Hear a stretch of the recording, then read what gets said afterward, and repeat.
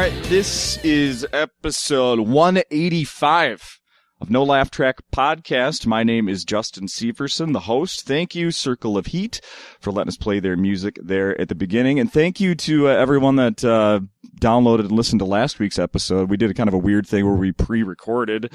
A lot of shows do that, podcast. We usually don't. Usually we're week of, day of. We record and drop it that same day. But I was on my honeymoon in Jamaica, in paradise. So we pre-recorded and skipped a week with Cy Amundsen. So apologies to Cy. But we've recorded other ones with him. Please go back and listen to those.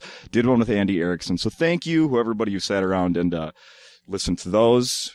I got a first-timer here this week, and his name is Matthew Broussard, and he's sitting right across from me. Popping that cherry. And here we go, popping that cherry. My first time ever. Yeah. Where should we start? Let's start here. Have you ever been to Minneapolis? I have. This is my maybe fourth or fifth time. I did a NACA. I did like those national, these college showcases things where you go up and you showcase your colleges. I think I did one college show around here. Oh, I've done a club. I did the casino. Oh. What's it called? There's several. Lake. Mystic Lake. Yeah. Ooh, Mystic that wasn't Lake. fun. Really? I did not have much fun. I shouldn't talk shit on people who pay me, but that was like my first ever club weekend. It was just kind of like, hate to get all technical, but my agent just threw it to me just to, here's work. Yeah. I was like, okay. Casino crowd's not my kind of crowd. Not really. I've never, apologies to Mystic Lake, I've never seen comedy out there. What kind of room did they put you in? To do the show? A very narrow, long room. Just how comedy is supposed to be. Just, right. Nice deep rooms. And just this back room that people just shuffled into, probably comp tickets. Did they at least dim the lights a little bit? A little bit. A little bit. It was a co-headliner show, so I did 30, another person did 30. Yeah. Just, no connecting. Yeah. No, not my crowd. I have certain places that I don't enjoy doing comedy as much, which is casinos and cruise ships aren't. I have a bad history with casinos. So, yeah. Have you done a cruise ship? No, I haven't. Yeah. I just know it wouldn't be very fun. You ever been on a cruise? I have been on a cruise. Yeah. Yeah, like college spring break or something like that. Yeah. My ideal setting, my best two shows ever have been, strangely for some reason, at medical schools. That's where I have the most fun. So Really? yeah, just love it. Love those crowds. A lot of my jokes kind of revolve around biology and different fields of science. So. Yeah, you're like a smart comic. Right? I sound much smarter than I actually am on stage. I just use some SAT words, and people are like, "Oh, that's a great part when you do comedy." For every 4-syllable word you use, it negates one F word that you use. Oh, okay. So people think I'm a cleaner comic than I am because I'm a little verbose. Can I quiz you on a word here? Oh, please. I don't even remember how this came up, but I was with my kids. I have 2 daughters, and we were reading a story, and this word was in it. I'm like, what? I had no idea what it meant. Oh man, yeah. My pride is on the line. I know. I don't usually do this. I'm not a huge reader. I don't have an extensive vocabulary. My vernacular is quite limited. My lexicon is indeed. Oh, please tell me I didn't lose that. The word is propinquity. Never heard propinquity. Propinquity. Yes. May I please have it spell it? Find it. Oh, now I can't find it. P-R-O. Pinquity. I think it's like P-R-O-P-I-Q. Oh, this might not work down here. Damn it. I think I just closed that page. We'll have to look it up afterwards, but you don't know that one. I've already forgotten. I'm going to use it in my act. I'm going to find a way to slip it into a joke and just watch people go, huh? Just to be pretentious. That's... You can't make him laugh, at least make him feel stupid. That's the Matthew Broussard method. God, you know what? I didn't get everything, but I liked him. I liked him a lot. I'm a big fan of, you can use big words if you contextualize them and allow people to use their meanings. Oh, thank you very much. Decaf coffee. Oh, there you go. I just got handed a decaf. Being a decaf coffee drinker is like being left-handed. The world just doesn't set it up for you. No. You have to ask for it special. And it's probably been sitting around for a long time. Or they have to brew it fresh. What annoys me the most now is I go to Starbucks. I'm like, oh, you guys have decaf? Like, oh, we stopped serving in the afternoon. Oh, you mean the time of day when I need it the most? And they're like, well, we can make you an Americano. I'm like, what's an Americano? Oh, it's a shot of espresso dumped in a thing of hot water. And it costs $2 more and tastes exactly like coffee. Like, charge me the same and give me decaf coffee. Damn it. That's news to me. But you know what? You know what I respect about you now is that you're a coffee drinker. You must like the taste. I could give you my philosophy on coffee. I do love the taste. It has really grown on me. I put cream, no sugar. Don't like any of the froofy stuff. Me too. I sometimes milk, black. not sugar. Milk, not sugar. Milk gives a good texture. I still enjoy a black coffee. I hate all that sugary stuff. You look at like those like mocha frappuccinos, it's more sugar and calories than like 2 Snickers bars. I don't need to drink my calories. Thank you very much. My thing with coffee, my philosophy on coffee is that I have this bad habit of if you give me food, if you give me a beverage, I down it as fast as possible. I've been a swimmer my whole life. I consume for the sake of consumption. If it's a beer, if it's a shot, I just drink it everything too quickly. A hot beverage, on the other hand, you can't drink it too fast. No. You got to savor it. It makes you slow down. It forces you to be zen. That's what I like about it. Decaf or caffeinated. What about an iced coffee? See, no. I'm just going to chug it and not enjoy it. Yeah, that's true. I'm going to get straight to the bottom of it. That's true. I bought in Jamaica, I brought home a bag of the Blue Mountain coffee. And when I cracked it open Sunday morning, I totally savored it. I slowly opened it and took a big whiff. Now, how do you make your coffee? It's like food porn. I've got the classic drip coffee. Yeah. I mean that's why I like comedians in cars getting coffee so much, because they have that scene of that big wide mug that's almost a bowl with a handle, and they got that brown coffee with the light tan foam on top of it, and they dump a little bit of cream in there, and just the way it spreads out, it's so pleasing. It's more I like it more than porn at this point. It's food porn. Yeah, it's so beverage good. porn. I do French press because it's the only thing I have around, which is a really great way to make coffee. It if is. You want to make coffee in under 2 minutes and then spend 15 minutes cleaning it. Cleaning it out, I know. It's so just all the little grits get stuck in there. Yeah. You can also, put a little pinch between your cheek and gums. What's that mean? What do you mean? With with those grounds that end up getting in your. I guess I have a good one. That doesn't happen to me. I don't get the grounds. That's good. I gotta. That's how I'm living. Fancy French press. This is completely inaccessible. What's the stuff we're talking about? Was that some? Go ahead. Good luck there in getting that open.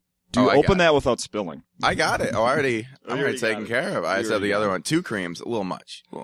So since you've never been on this podcast before, we should do a little, history of how you ended up being a comic and not working in some office today, and where we wouldn't be talking. So I'm a little rare in that if you're giving me free rein to tell my story. Please do. Okay. Please do.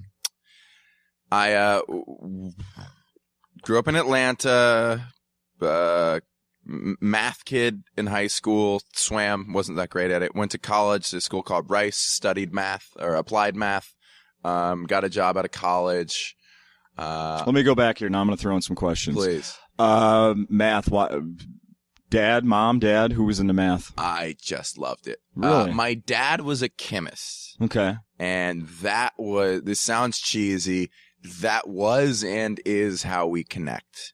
We can sit and talk about math problems and science and things involving numbers all day. And to outsiders, it seems like we're having a cold conversation, but to us, it's like we'll be talking about numbers and statistics, and at the end of the phone call, my brother and I'd be like, "That was great, man. Thanks so much. Such a good talk." It's just, to me, it's how my brain's wired. I just I don't know if I'm good at it. I just like it. Yeah. I'm not a great reader. I just like finite details. Math is the truth. I could go on and on. Math doesn't change. No one invented math. This is kind of a controversial statement. If God exists, not even God could change math. The Pythagorean theorem holds true forever and always. No one created it. It just is. It's not a byproduct of some molecular mass or some arbitrary set of rules set by man. It's just the truth. You're right. Math is an extension of, if you take a logic class, it's actually very mathematical. Math is an extension of logic. These are just things that are true. Yeah.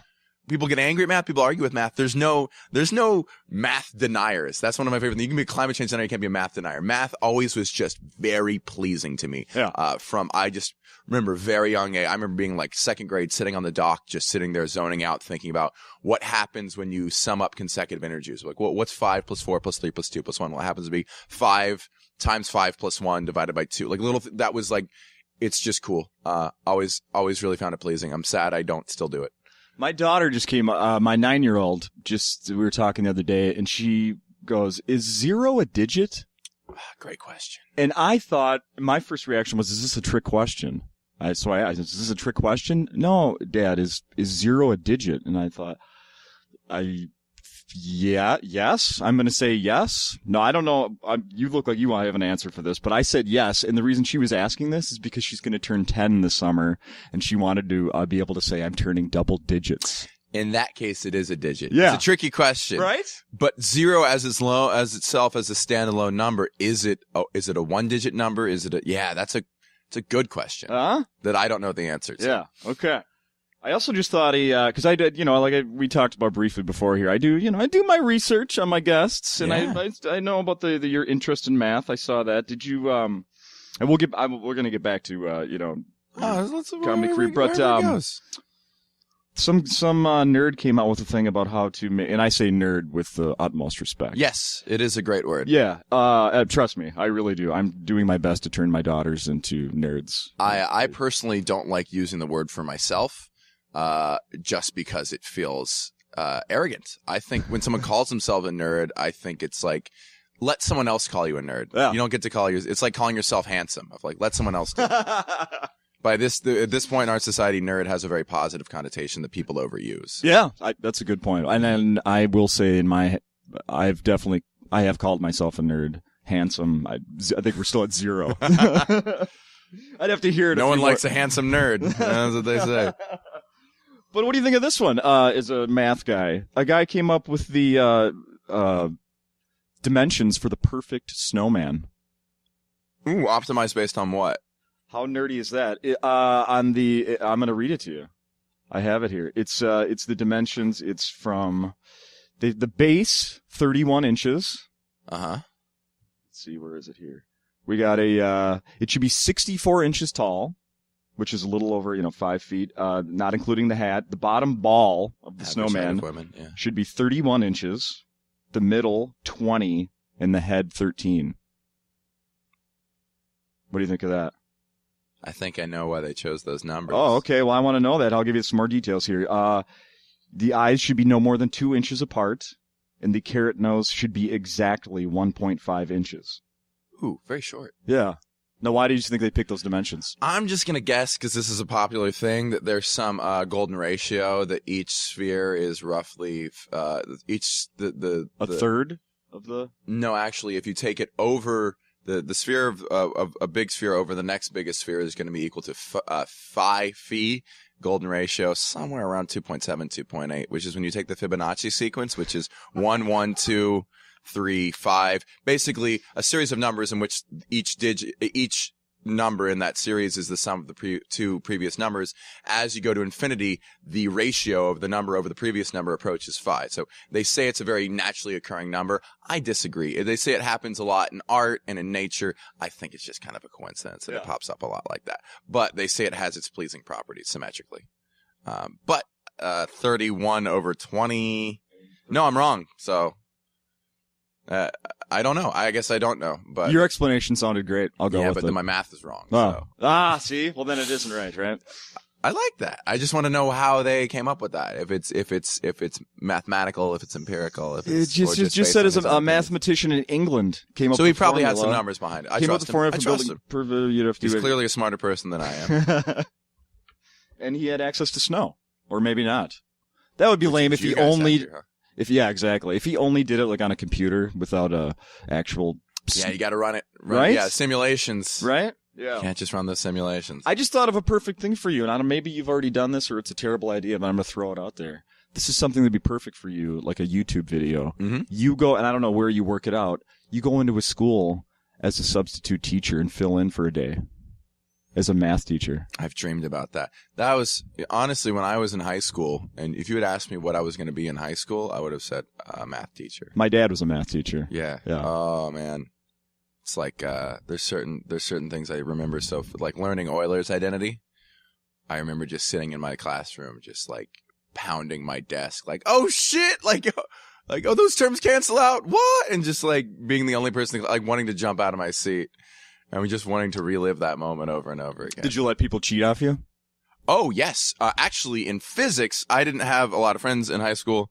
I'm not going to say I was like a loser or a nerd. I just, for some reason, didn't have friends. I think it was because I was an asshole, not because I was a loser. And we had this thing called WebAssign in physics class. So all of our problem sets, you would log online to your account, and it was like 8 problems, and you had to answer them all. The only thing is that on each person's account, the numbers were randomized. So everyone had different answers, but the computer knew what the right answer was based on those. So I would do my homework and solve it using variables. And then figure out my answer, basically work backwards to find a general solution based on which variables were randomized, and then write down all 8 questions, just have the very, very simple of this number times the first variable times the second variable divided by the third variable squared or something like that. So to look at those and plug them in, you didn't have to understand anything that was going on in the homework. So I would do those for classmates. I would just hand them out. I'd finish my homework and then hand them out. In an attempt to make friends, those guys still screwed me over. But ultimately, it really benefited me because they ended up failing the tests. Oh, right. Because they never understood the subject material. And I'm okay to say that now because I went and had a drink with my physics teacher maybe like a year ago, and I came clean to her about that. I had felt guilty about it for the longest time. Did she have any suspicions? She didn't. She wasn't angry at me. No? She was like, yeah, high school sucks. I understand. I wish you hadn't done that, but I can understand why you did that. Yeah. I would have passed those. Just for the record, I would have passed him anyway to get him out of here. Yeah, right. That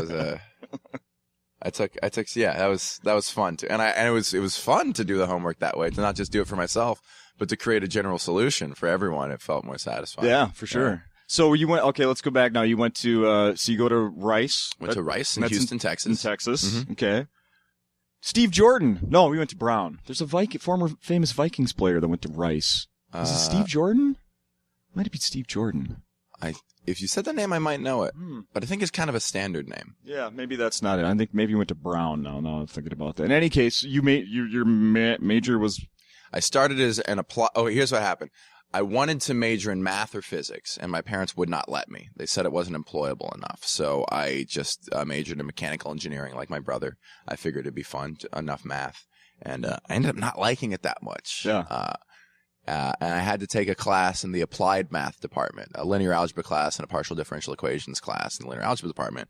And I remember just loving it. 2-3 weeks in, I was like, this stuff is amazing, and it's in the applied math department. Maybe I can convince my parents that this is a more employable major than pure math. And they were like, okay, sure. So I ended up switching majors and doing applied math, and I loved it. It was really hard. I was probably one of the stupidest people in my program. We had like 30 kids in the whole major at my whole school in the undergrad program. But it was very fun. Very, very fun. Where did comedy fit in there then? Oh, never. I'd had no experience with it. I think I did theater for like half a year in middle school and really, really enjoyed it, but never tried it in high school, never considered it for myself. My parents were super gung-ho. My parents are basically Asian. They were just like, you major in a good major and find a good job. They paid for my education. I earned a scholarship, but they paid for the rest of it. Yeah. Nice. And scholarship as manager of the women's swim team, I might add. The plot thickens. So, and I love my parents, so I did what they told me to do, and they never pushed me towards music. They never tried to tell me to be an artist. They let me do those things on the side, but they never encouraged it for fear that I might take it too seriously. I had to pay for my own swim fees in high school because they also wanted to teach me that sport is recreation. You're not doing sports like a job. It's something you get to do after you're done with everything else. So they instilled that in me. And then when I got out of college, I was working as a financial analyst. And I think I saw Donald Glover live. And who I loved his stand up that I'd seen online. I saw him live, and it was like the first time really seeing live stand up comedy. I was like, wow. I mean, the jokes are good, but just to see one person stand up there so calmly and just have a crowd of people in his hand, his presence was just something to behold. And I was like, I gotta try that, if nothing else. And then the idea slipped out of my mind. And then a few weeks later, I saw a flyer for an open mic, and I was like, oh, I can just go start doing that. I guess, It didn't dawn on me that no one goes to school for stand-up comedy. That anyone can just start doing it. Just show up. So I just started doing it. Yeah. And that was in Houston. Texas? Yeah. Yeah. Okay. What was that stage like? Oh, I loved it. I loved the Houston. I loved working 9 to 5 and then going straight from work to start doing mics and getting to sleep too late and waking up feeling like crap and slogging into the office. Yeah. Because when comedy went poorly, at least I have a day job. And when my day job went poorly, at least I have this thing I'm pursuing. Yeah. Houston, when I started, was a lot of bars. Okay. And the scene was still predominantly run by a lot of the older comics who, not older, but the vets. The vets. That's a good way of putting it, because I like all those guys very much. They're road comics in a good way, and they taught me a lot of valuable skills. And then as I was leaving, there was this kind of influx of the alt scene, because there's basically no clubs in Houston. Okay. There was a kind of a roadie room. And then there was the Improv, which was really big, which is mostly an urban room. So if you were a comic like me, there was kind of no middle ground. So we started establishing our own shows. They started, a lot of people like Gabe Bravo, Andrew Youngblood, other people I should remember, but I can't. Kevin Farron, Dusty Rhodes would all put together these shows, and it was younger, hipper crowds. So you would get to do both. Oh, correct. Whereas if you were in Austin, it's always Austin, Dallas, Houston. Austin was nothing but alt crowds. It was nothing but comic book stores, and even the club crowds had very highbrow tastes. So if you stayed in Austin, you might become a little niche and have a hard time transitioning to broader audiences. Whereas if you're in Dallas, Dallas is a predominantly club scene, and you might get too club and have trouble connecting with the comic book crowds. Wow. So Houston was kind of this little Goldilocks place, Gotcha. and I still think of it that way. Have you ever gone back to Austin, done like the South by Southwest? I have not been accepted into that festival yet. I would love to. Yeah. It's a great festival. Yeah. Everything there is. And I don't mean to talk shit on Austin or Dallas comics. They're both very, very skilled. I just think Houston gets overlooked in that conversation. Sure. I was a swimmer, so you just caught my attention when you said that. Big time. What event? I was, I don't want to brag or anything. 200 fly? No. I was, in high school, I was all conference in the backstroke. Oh, yeah? Yeah. 100? Mm-hmm. Wow. What, I remember, I did the, the IM, where you do all 4 events. I remember doing that once and pushing it so hard that I got out of the water, immediately went to the locker room and threw up. That's impressive. Yeah. That's very and still impressive. had 2 more races to do that night. Yeah. Yeah. I didn't go beyond high school. I wish I would have. I wasn't that good, but I loved it. Did you do the kickouts in the 100 backstroke? Did you dolphin kick to the flags? Yeah. Of course. The closest you can get to feeling like a superhero. Yeah, right. That kicking out, man. So counting, or how many strokes? Yep. Oh yeah. Yeah. Uh-huh. Oh, it's good stuff, man. I like swimmers. It's the most painful sport. It's up there. In its own way, it's the most painful sport. The comic Lori Kilmartin? Yes, she and I have swam together in Austin. Get out of here. Yeah, because she and I are like, it's. You think swimming's this big sport, but past high school, it's a very uncommon thing of people, like, when you meet another swimmer, you're like, oh, they actually have a really good pool. You talk to people, and it was like, oh, there's a 24-hour fitness down the street. You could swim there. I'm like, no, it's 3 lanes, it's 2 feet deep, and it's 23 yards long. I can't get a workout there. Sorry to be a snob. Yeah. No kidding. You swam with her. Yeah. She's been on this podcast a few times, and we've talked about swimming. It shapes you. It changes your personality in a way. I'd like to think for the best. It teaches you how to really, really suffer for things. Oh, man. I think back to some of those killer practices, and I just fucking exhausted. Absolutely exhausted. The vivid memory is that 5:40 a.m. alarm clock is the hardest thing I've ever experienced. Maybe I've had an easy life, but just I got to get out of bed and get to this pool, especially if you don't have to go to that workout, if it's an optional workout. And we had an outdoor pool in Houston, so you'd be standing there on a winter morning, 50 degrees, 40 degrees, and you're wearing a Speedo. You're literally naked, and you have to jump into a pool, and it's the first thing you do that day. I can't. That's not an option here in Minnesota, so I never had a meet in an outdoor pool. I never had a practice in an outdoor pool. Even though you guys don't have outdoor pools, I remember in Atlanta, it got kind of cold in the winters of just getting out of bed in that cold weather and just, you're still cold from the outdoors walking into the pool and you got to jump in water. Oh, even, or leaving practice. Leaving. And your hair freezes outside. Absolutely, man. Uh-huh. Misery. Oh, yeah. I always think about how Michael Phelps has spent his entire career training between Ann Arbor, Michigan and Baltimore.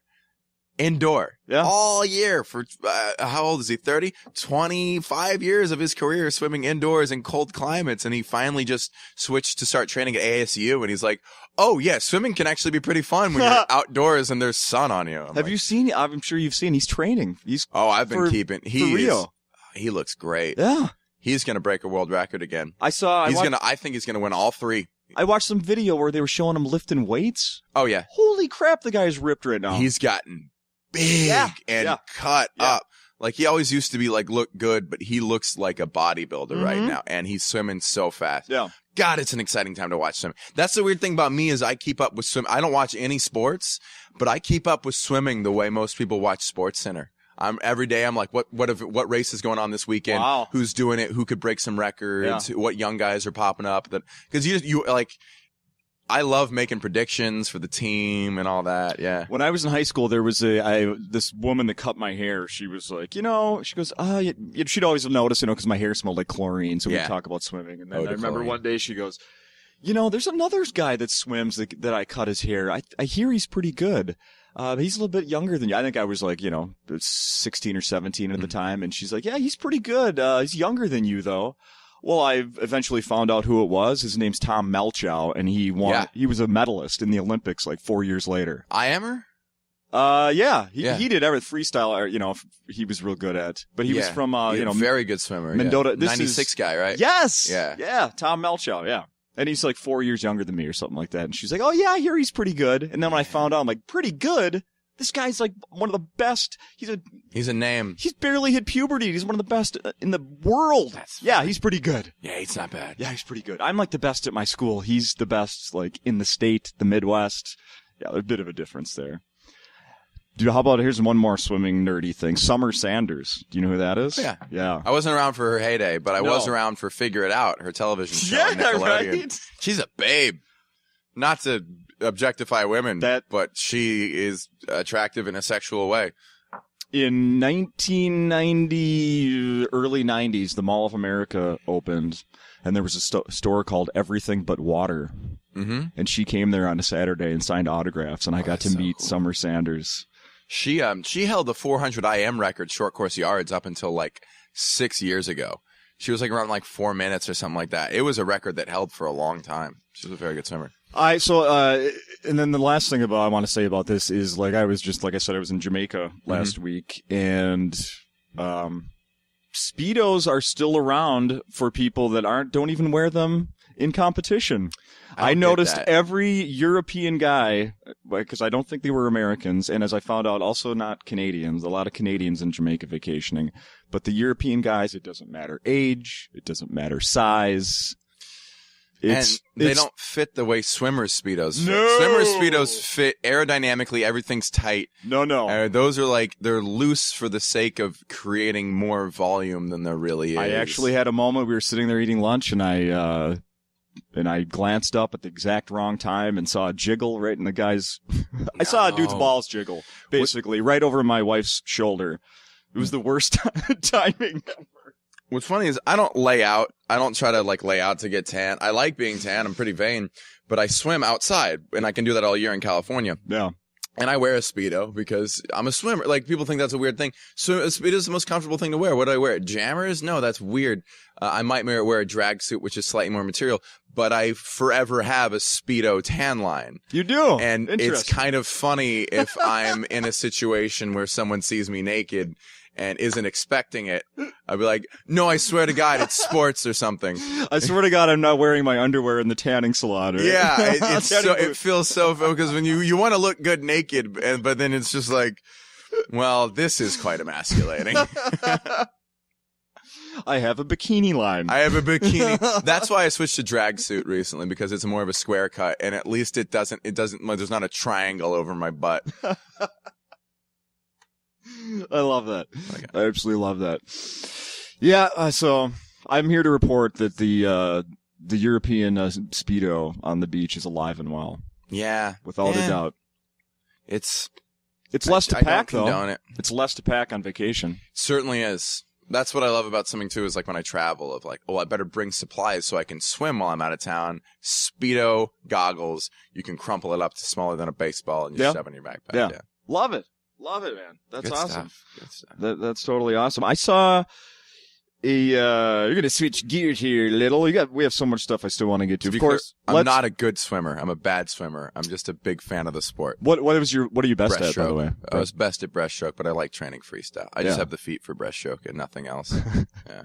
I know what you mean. Yeah. My favorite is pushing off, by the way, pushing off a wall and doing like the underwater. Pull out, getting halfway across the pool. Yes. Yeah. So fun. Oh, it's so fun. Love it. Let's talk about your awesome website that Monday Punday. MondayPunday.com. Yeah. Yeah.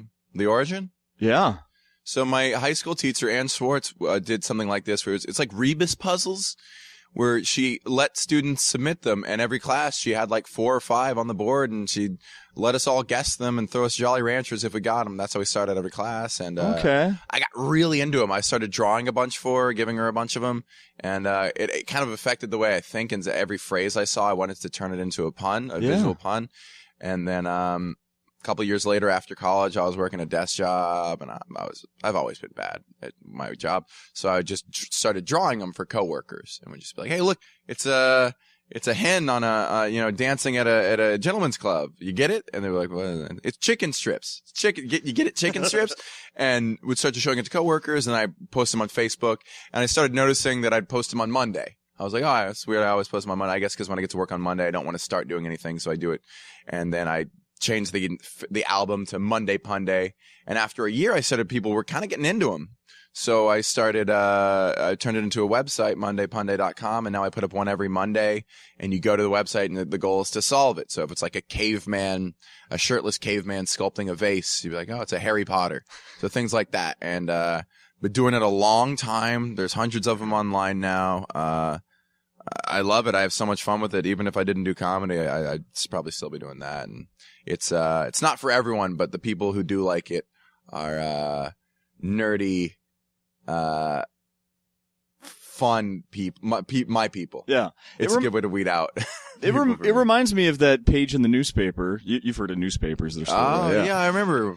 It reminds you of like the word jumble, like that page will have like the word jumble. You know what's funny? Yeah, that was part of my inspiration. In college, I would do the jumble every morning. Yeah, because we had newspapers sitting out in the cafeteria. Right on. Love those puzzles. Word jumble. I was trying to think of the others. Also, XKCD was a big inspiration. It's a really, really good webcomic. I actually blatantly ripped off the format in terms of how you navigate the site. Oh, okay. He does webcomics, and then yeah, just puzzle. It's. I'm not. People think I'm really into puns. I'm more into puzzles. Okay. I like the idea of you have to work towards something, and then when you get it, there's this click, this aha moment, and I get to watch your eyes light up. Yeah.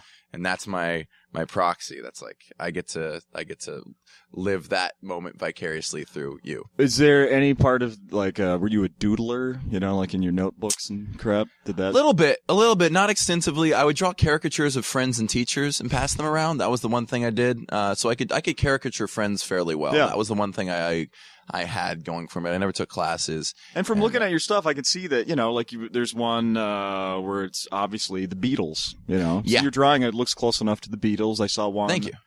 The one of them I also really liked. It was Friends with Benefits. Friends with Benefits. Yeah. That took a while. Yeah, I've gotten a little better at character. Those are old ones, but I've never been like super into drawing. I don't consider myself artistic in that regard. I draw one every week, so I've kind of gotten better at drawing incidentally. Yeah. I basically draw as well as I need to for it to be identifiable. My big thing is sculpting. I am really, really into sculpting, which it's kind of immodest to bring that up, but my side pursuit is I make little, not like a good way. It's not like some like grand artistic thing. I consider it a craft at best, but there's this polymer clay called Sculpey. You have no idea how excited I am to hear about this. Oh, it's my favorite thing in the world. I'm so jealous. A little polymer clay called Sculpey. It comes in different colors. It's like, kind of like Play-Doh, but a little different texture. You can make things, whatever you want out of it. You can just do whatever. And, I started doing that when I was like 4. My parents just bought me some packs, and then I'd always ask for toys, and they'd say, make it yourself, and then just hand me more clay. So for me, it was like Legos without boundaries. Yeah.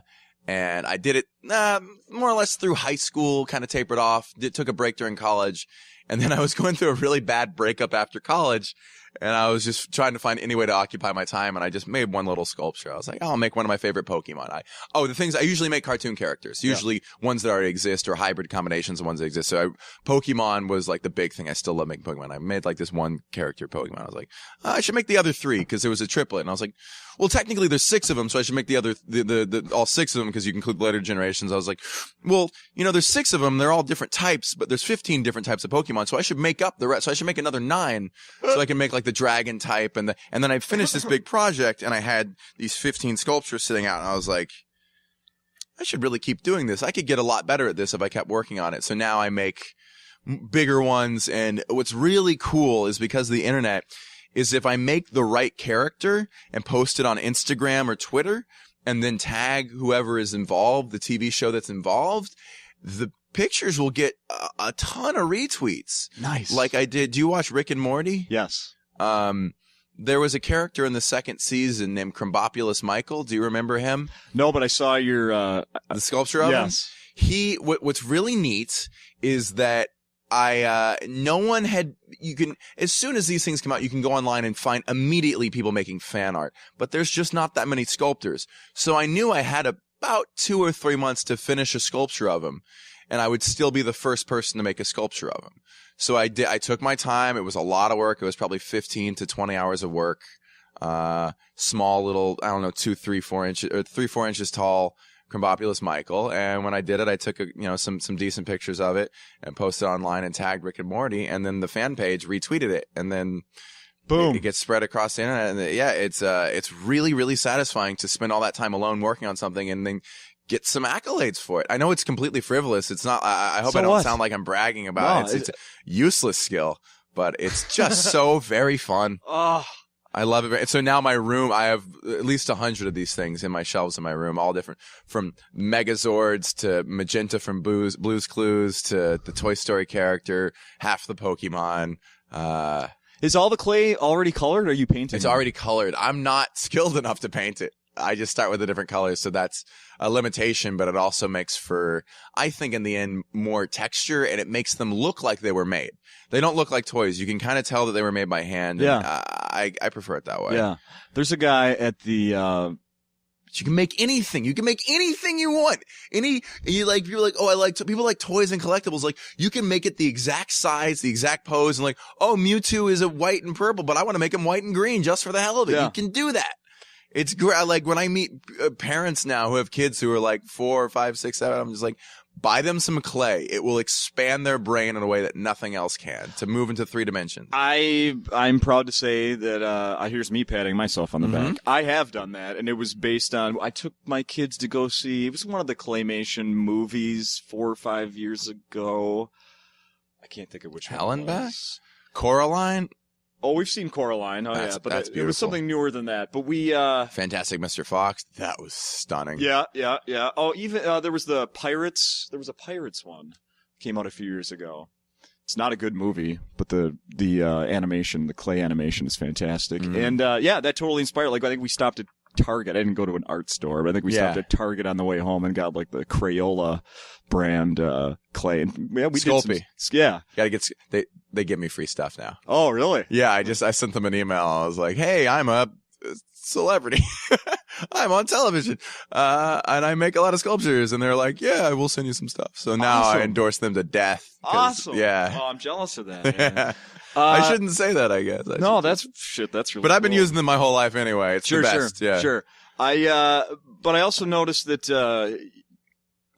it could dry out, and you can ruin, if you don't finish, it could dry out. And there's a lot of little techniques. You can have... actually, use Vaseline to re-soften the clay.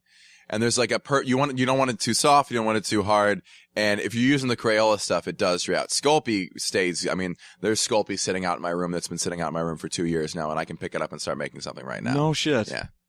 Oh my God, I'm so excited to get some of this stuff. Yeah, it's the best. I'm so excited. And you bake it in the oven. It hardens 275 degrees for 10 minutes. There you go. Have you, I assume you probably use these as gifts to people? Yes. Yeah? Rarely, but if someone, yeah, I have. I don't sell them. I don't know why I don't. The reason I don't sell them is because they take so very long to make that if I actually wanted to make it a worthwhile endeavor on a per hour basis, I'd be charging hundreds of dollars for them. And I don't want to do that. Yeah. And they're fragile. And when I finish them, I see the flaws and I can't give something away to someone when I know it's not as good as it could be. I make them for friends. One of my friends, Maggie May, she is incidental to the story, an African-American female. And she did something nice for me, and I said, "Hey, I can make you a sculpture if you'd like. What do you want?" She's like, "Powerpuff Girl." I was like, "Oh, cool. Yeah, I'll make you." Here's the thing: is like I have a lot of different clay, and it doesn't have to be a Powerpuff Girl that already exists. It's just you want to make black Powerpuff Girl. I was like, "I do. Yeah, I'd love a black Powerpuff Girl." So I made her that. When people, yeah, that's awesome. Yeah, I've made some for friends. That is awesome. Have you put any of your pun cartoons on like a T-shirt? Yes, I have a T-shirt that I give out. Oh, you do? Okay. At college shows. Yeah, oh, okay. Just a couple of them. I'm sure I just ran out, so I want to make a better one. I'm trying to make one that has just like different puns all over it, like the wallpaper kind of thing, where it's just so if you looked at someone's shirt, there's like 40 of them, and you got to like look under their armpit to solve one. Yeah. I don't know how to do that. If you know anyone, let me know. But yeah. Oh, that'd be good. And I'm working on something with the puns that I kind of got to keep under wraps. Okay. Hopefully it'll come around and a major motion picture. That's awesome. A major motion picture starring Zac Efron, Seth Rogen, Emma Roberts, Scarlett Johansson, Bradley Cooper. Yep, Seth Rogen, Dave Franco, James Franco, directed by Judd Apatow and Michael Bay. It's going to be amazing. Monday Punch the movie. Co-directed. Yeah. Co-directed. Yeah, they're divas. But we got them to work together. I just showed them a pun. They're like, "Damn it, I don't like you, Michael." But we got to make this, the perfect project. Yeah. And we're actually working on an app that might be out soon. Oh, because it's the website doesn't work super well on phones. So yeah, I saw. Oh, we should talk about that. Is that you can go on the website and then put your guesses in because I did that. That is correct. Yes, and it'll tell you if you're wrong, and then to keep trying. It'll tell you to keep trying. Because I was hoping it was going to give me the answer. I don't do that. I know you don't. Because it would just be, if I just drew the picture and then gave you the answer, that would be so masturbatory. That would be, look how clever I am. I want you to feel like you, I don't mean to sound like the Dalai Lama or something. I want you to feel smart. Yeah. I want you to have felt accomplished. Mm-hmm. I can draw these all day by myself. I'd like for you to have some sense of satisfaction. So, and my whole rule is, you can send me a message on Facebook. You can email me. I will give you hints. If you ask for hints, I will walk you up to the threshold and just make sure you're the one who takes that last step to the answer. Yeah. No, it's great. I'm glad I found these. They're Thank really you very cool. much. And I'm totally jealous of the clay sculptures. I wish I had a whole bunch of those. I know. Start doing it. I collect a lot of stuff. I still have I gotta freaking display of Star Wars stuff in my, no one, it's so fun. I was thinking about that like 2 days ago of like, if you talk to 9-year-old me could talk to 27-year-old me right now. We have the same, if not, I have more enthusiasm for cartoons and toys than I ever have. Yeah. I thought that was supposed to go away. My 5 favorite shows are all cartoons. Where do you rate Bugs Bunny and Looney Tunes? Not a Looney Tunes guy. What? Really? Simpsons. I mean, what did I grow up on? Rugrats, Doug, DuckTales, but right now, Simpsons I got into at a young age, obsessive with Simpsons. Yeah. Futurama was my number one for a long time, but now Rick and Morty's number one. Yeah. BoJack Horseman is up there. Yeah. Trying to think Adventure Time has snuck into my top 5 in the last probably 5 months. That show is unbelievable. I don't understand how something could be so original like Uncle that. Grandpa? Don't watch it. No. Don't watch it. I need to. Adventure Time isn't even funny. It's just good. Yeah. It's just you get so wrapped up in the characters and you feel for them and you want them to win, and when they're frustrated, you're frustrated, and the comedy is so bizarre. It's just like if you watch a lot of comedy, you tend to notice how jokes work. Whatever they do, it's like nothing I've ever seen. They'll twist you so hard. They'll do things that are just such a curveball that you're just like, whoa. Yeah. Like, it just knocks you down for a second. You're like, that was funny, Yeah. but it wasn't a joke. Yeah. We had at home last night. We're flipping through. Wow, Tuesday nights, there's nothing on TV. Then I found FXX and watched 3 episodes of The Simpsons. Simpsons. Yeah. Still good. Mhm. God, those are it's man, nothing will ever beat that. Yeah, no. But Rick and Morty, I honestly think is the best animated show since The Simpsons. Wow. South Park, you could argue, is very good, but South Park took a little while to find their voice. There was a few down years. And here's the thing, that show started, watch one of the episodes from the first season. It's garbage.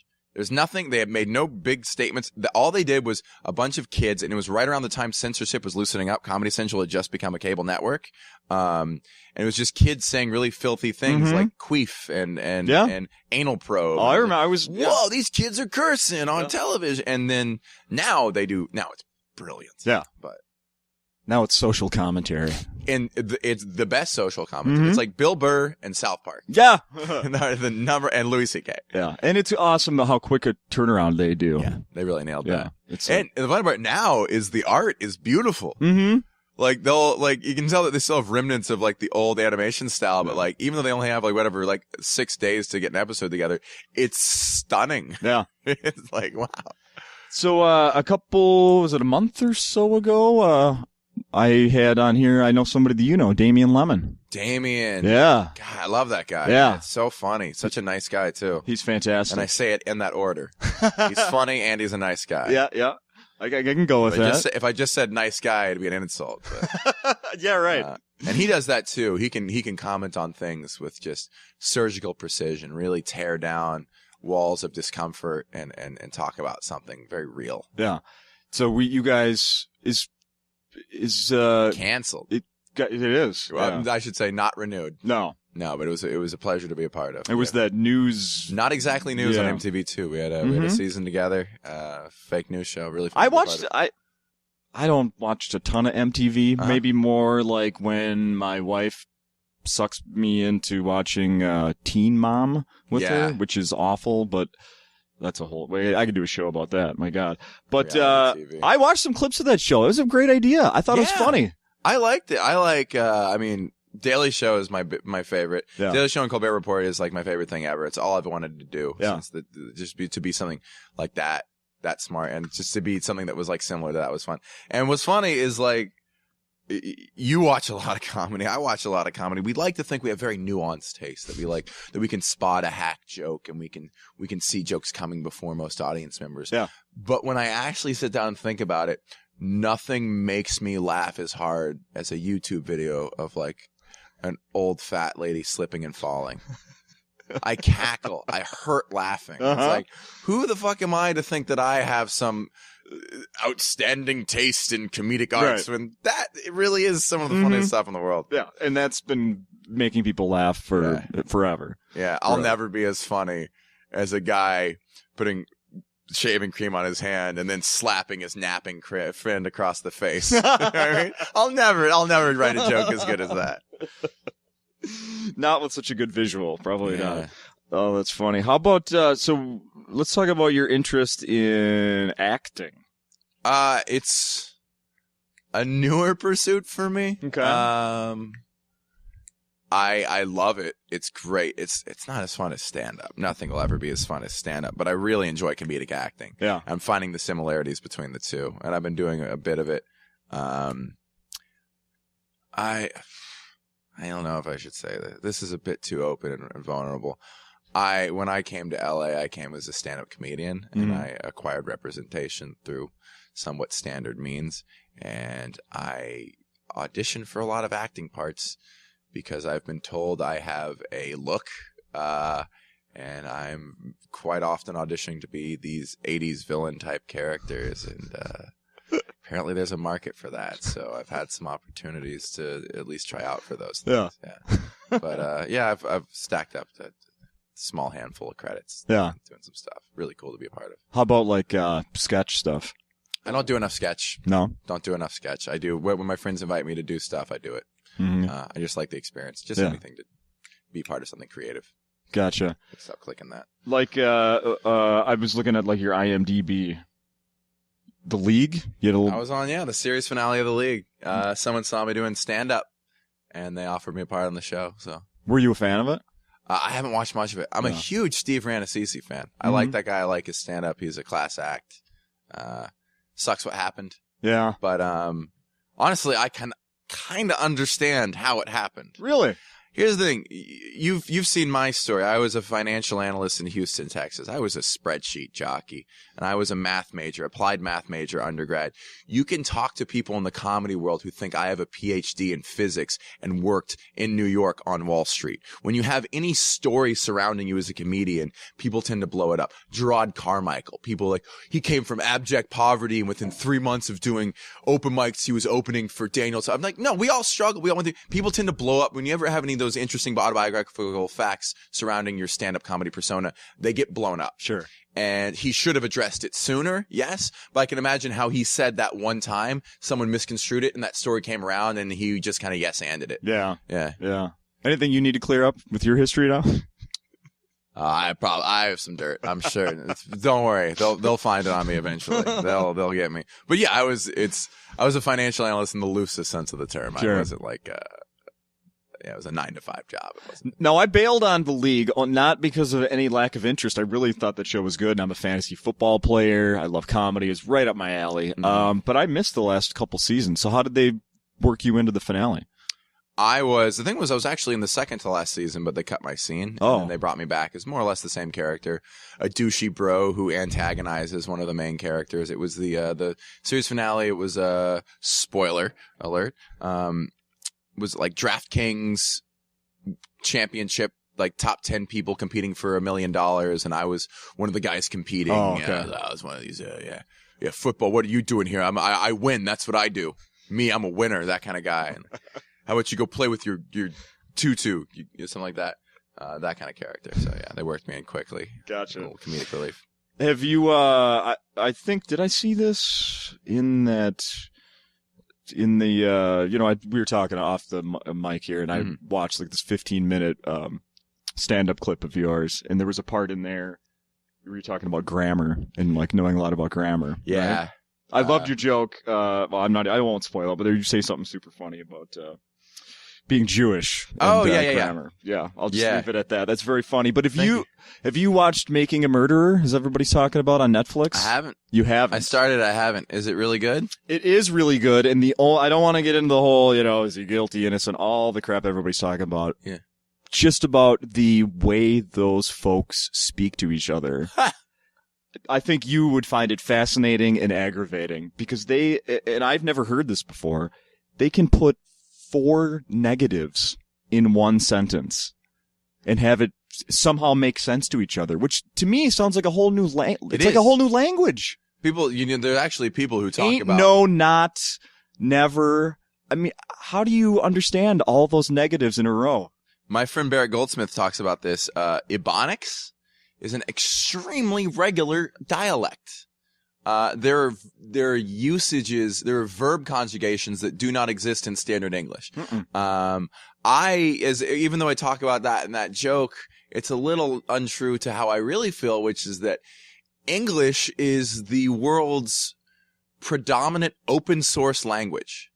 It is ever changing. If you've ever taken a linguistics course, English isn't defined by some book, some dusty old tome that says these are the rules. It's defined by how it's used. And if people start using a word differently, that becomes how that word means. Mm-hmm. You can look at the etymology of words. It changes. The word silly used to mean virtuous and virginal. Now we know what it means, but you can't fight changes in language. It's always historically a losing battle. So I just let people talk how they want to talk. Sure. I've read the MLA handbook. I used to edit curriculum, so I know what they should be saying, what they should be doing. But if I can understand what they're saying, so be it. Yeah. I like grammar. I like when it's done properly. It indicates it's pleasing to me. Does the word ain't? Does ain't make you? No, ain't is a word. Yeah. Ain't is ain't is by definition a word. I can't get it out of my head of when I would say that or anyone else would say it. As a kid, and my dad would go, ain't's not a word. Ain't is not a word. I mean, it's in a contraction for is not. Yeah. Or are not. Y'all is, I don't have a southern accent, despite the fact I should. I'm from the South. My parents are from the South, but I do use the word y'all. That's my one giveaway. Okay. It's just a very useful word. Uh-huh. I like it very much. I do too. I can't use it. Not being a Minnesotan. Y'all. But how do you say a plural you? How would you indicate more than one person? Hey, guys. You know what I like is when you're texting a girl or you're texting a lady and you don't want to sound too forward of like there's such a difference between you're texting a girl like after 10 p.m. and you want to hang out and maybe you have some sly intentions or something like that. You can say, hey, what are you up to tonight? Right? That sounds a little forward. But you can say, hey, what are y'all up to tonight? And suddenly, maybe he's not trying to get in my pants. Maybe he just wants a group of people to hang out with. That's when I like y'all. Yeah, bravo to that. You know what? That makes me sound like a creep. All right. No, just someone who thinks things out. There's nothing wrong with that. That philanderous grammar. Yeah. Philanderous grammar. It fits. It fits. It fits. Let's see. What else should we get out there before we wrap this up? What do you think? You want to talk about Donald Trump? Donald Trump. I'm fascinated by him. Are you? I realize I finally got my thoughts together. And? On what he is. Do you know what Donald Trump does for a living? No. He's a professional celebrity. Yeah. That's what people tend to not notice. His job is to stay as famous as possible, and then he monetizes that. Mm-hmm. He isn't running for president. He is just trying to increase his celebrity. He had no intention of winning this. And I don't disagree with you, but then what's happening? He doesn't concern me. It's the people who like him who concern me. In my mind, it's this big, I think he secretly created some insurance policy so that when he doesn't win, he gets this big sum back. And he's secretly trying to blow the election, trying to say things that will purposely make him lose. Yet people keep supporting it. And I think he's just as confused by this as all of us. Like Brewster's Millions or Brewster's Billions. It's like that of like, I just called Mexicans rapists. Why do people, it was like, it's just going to come on, is it going to call like Hillary a dyke? And people are going to be like, that's refreshing. You know? He says what we think. He says what we think. I think he doesn't care if he wins or not because no matter what happens after all of this, he can go sell a cologne again. Sure. Or a set of neckties or launch another reality show. He is professionally famous. It's a fascinating thing. It's mind-boggling. It is mind-boggling that people are actually getting behind it, but there's no way he'll win. He can't win. There's just so many more. You would see if he were the Republican nominee, which might happen, you will see a higher voter turnout than in the history of this country, percentage-wise, just to vote against him. Mm-hmm. Because there are a lot of Trump fans in this country, but there are even more Trump haters, people who hate Trump. I don't know any people who actually like him. They're out there though, but I don't have anyone in my circle that's actually like, I like him. I've seen some Facebook comments from people I'm friends with on Facebook, and I just kind of, what?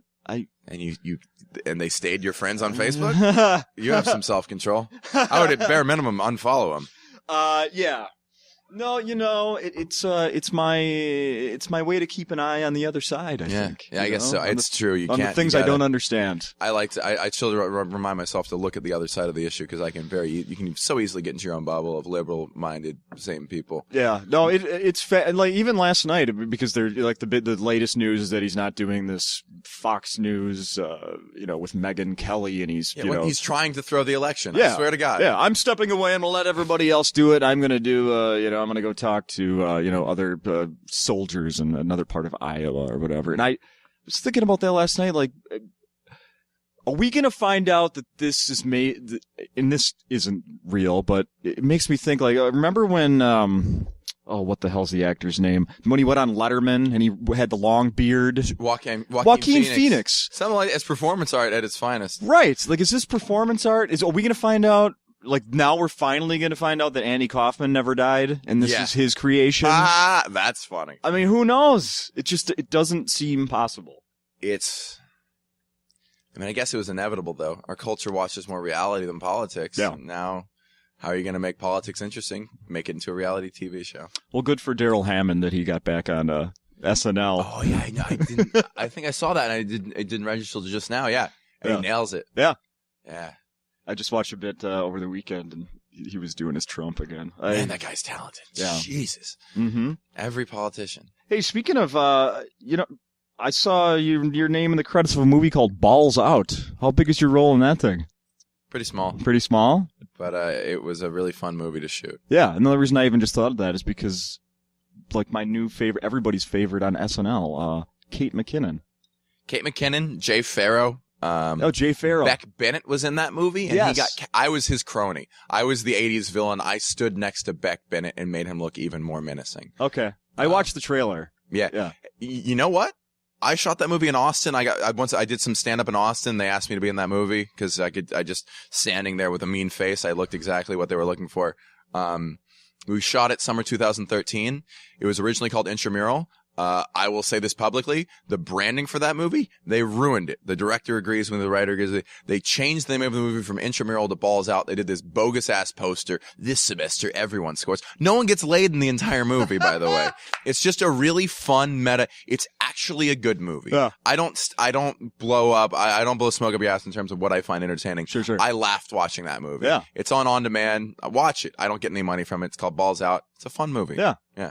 I love Crazy amount of talent. Yeah, I love Kate McKinnon. She's obviously, Who else was it? Jake Lacey was in that movie, who, if you don't know him, you will in 2 years. His career is skyrocketing. Okay. Yeah, I don't. He was on The Office. He's in some movie with like Kate Blanchett right now. It was this low budget movie, and they basically got all these up and coming actors to be in the movie by sending them this awesome video of like, hey, come be in our movie. You get to live in Austin, Texas for 2 months in the summer. We'll get you a little house and you can just party around town and shoot this movie. And we probably won't be able to pay you as much as you'd like, but it'll be fun. Yeah. Yeah. Did you do intramural sports when you were in college? I have no athletic ability of any kind.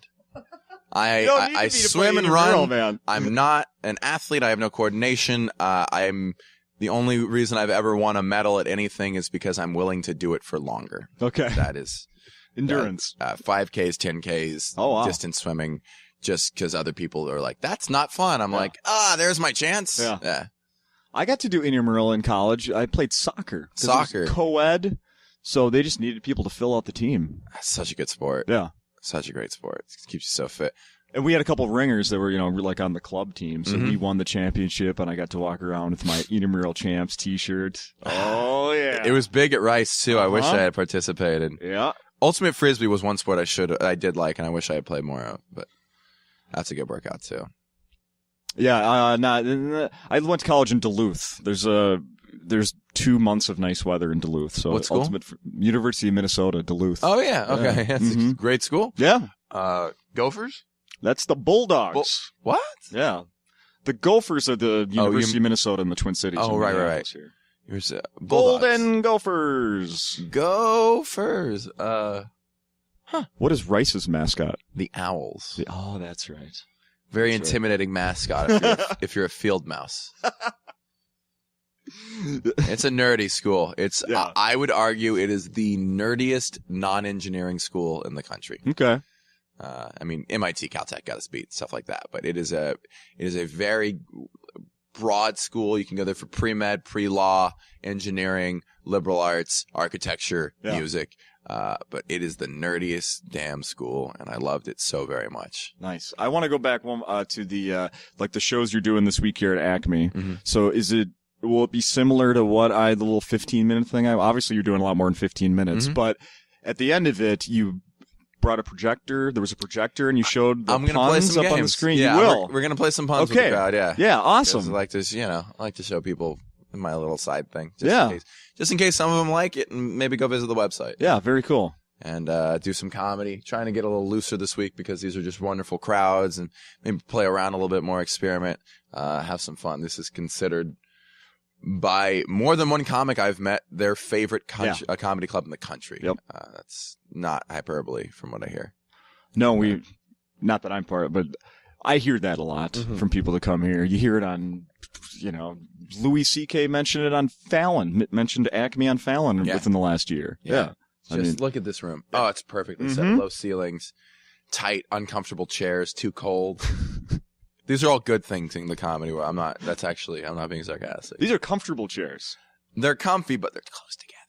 Well, no elbow room. You gotta stand your ground. That's true. You don't want comfy chairs. You don't want lounge chairs in a comedy show. No. You don't want to be able to. You can't recline in these chairs.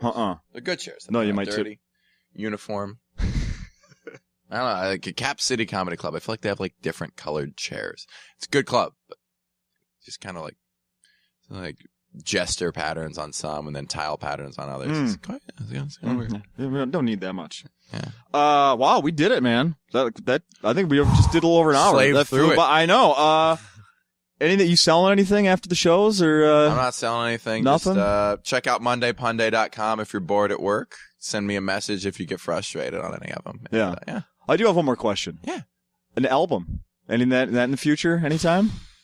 I'm working on one. It's always been my goal. Always wanted to do. I mean, my favorite thing in comedy is just listening to a good album, from George Carlin's to Daniel Tosh's True Stories I Made Up to John Mulaney's New in Town. Yep. You can just listen to them over and over again. Yep. It's like a music album. It represents a time in your life. I think I'm a year away at minimum. I've been doing comedy 4 years, maybe I'll be pushing 5 in the summer. Wow, that's not long. Not long, no. Wow. I am overexposed and underdeveloped. I will be the first to admit. Okay. And then maybe were I to do maybe something with Comedy Central, I'd like to do an album when someone asks me to do an album. Okay. Yeah. Some people like to go do it on their own. That's I wouldn't true. mind having someone help me. Okay. I got that. Little commercial of me, but yeah. Sure. I got that. Well, recorded here. That could be Not a a very bad good idea. decision. It happens. A lot have been recorded here. Great place for it. Yeah. If I may suggest that. Yeah. Set up for cameras and everything. Uh-huh. Good Dude, stuff. it's been great. I think Thank we you did so it. much. Continued success. You got the right attitude. Thank you very much. Yeah, I mean that, Thank so. you. Really? Yeah. Thank you. Well, thank you for having me. This was very pleasant.